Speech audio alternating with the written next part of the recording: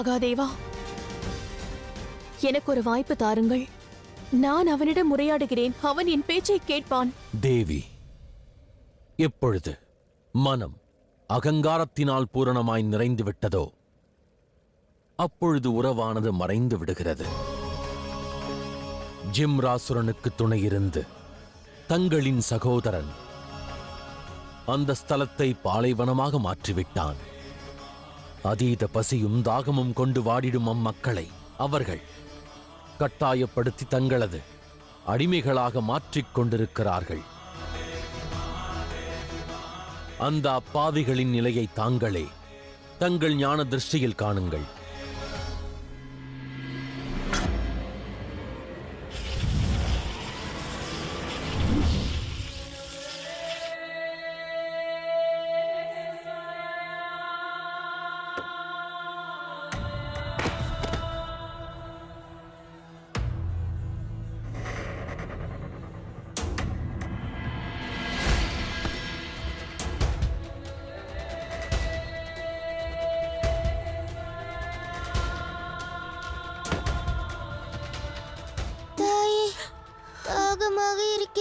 பருகுவதற்கு தண்ணீர் தேவை.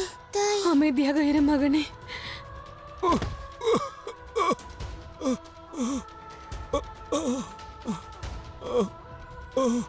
இப்படி பசியில் வாடுவதற்கு பதிலாக நான் எனது உயிரை துறப்பதே மேல்.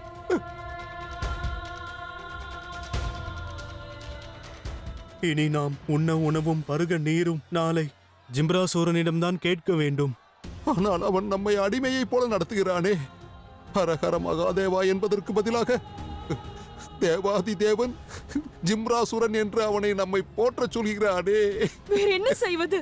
நம் குழந்தைகள் இருப்பதை காணலாமா? சிவசக்தி நம் வேண்டுதலை கேட்கவில்லையே.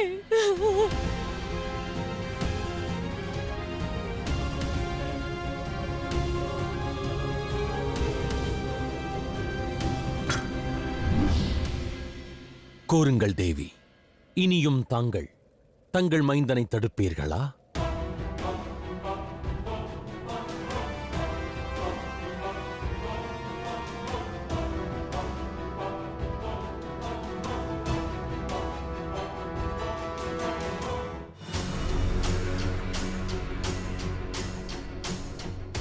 என்று அந்த அகத்தியர் சென்று மகாதேவரிடம் உண்மையை கூறினாலும் ஏதும் மாறப்போவதில்லை.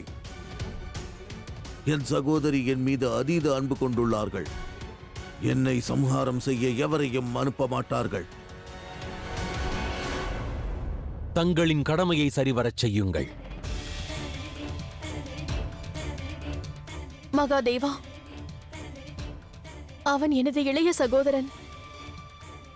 அவன் மீது நான் அன்பு வைத்திருக்கிறேன். நான் இதற்கு அனுமதிக்க மாட்டேன்.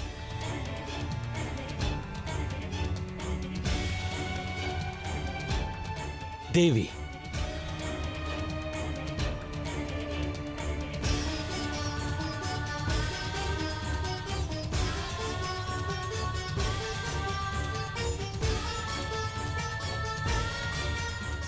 தந்தையே, நான் சென்று என் கடமையை நிறைவேற்றுகிறேன்.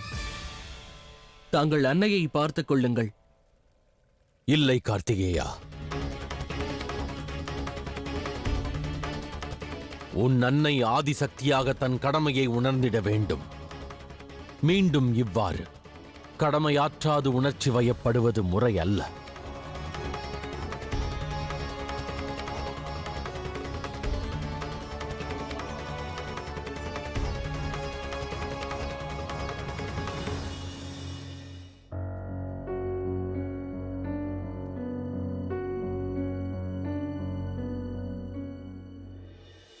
நான் உனது மூத்த சகோதரி. ஏதேனும் ஆபத்து வந்தது என்றால் உனக்கு நான் பாதுகாப்பாக இருப்பேன். என் இளைய சகோதரனுக்கு ஏதும் நிகழாமல் நான் பார்த்துக் கொள்வேன். சரியா?